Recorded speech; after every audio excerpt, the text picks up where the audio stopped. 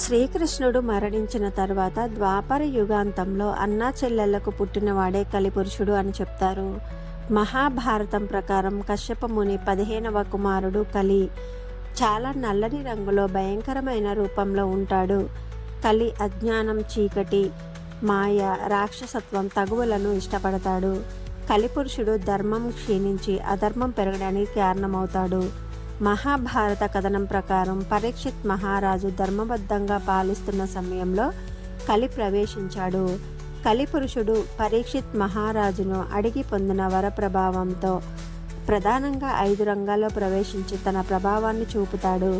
జూదం, వ్యభిచారం, మద్యపానం, హత్య మరియు బంగారం. ఈ 5 వ్యసనాలకు లోబడిన ప్రజలను ఆవహించి వారిని పతనం చేస్తాడు. కలియుగానికి అధిపతిగా పాపపు చర్యలను ప్రోత్సహిస్తూ ఉంటాడు. పరీక్షిత్ మహారాజు కలిని తన రాజ్యంలోకి ఆహ్వానించడం ద్వారా కలియుగానికి పునాది పడింది. కలి ప్రభావం నుంచి తప్పించుకోవడానికి భక్తి, ధర్మ మార్గాలున్నాయని భాగవత కథలు చెప్తాయి. కంటెంట్ నచ్చితే మన ఛానల్ సబ్స్క్రైబ్ చేసుకొని వీడియోస్ లైక్ చేయండి.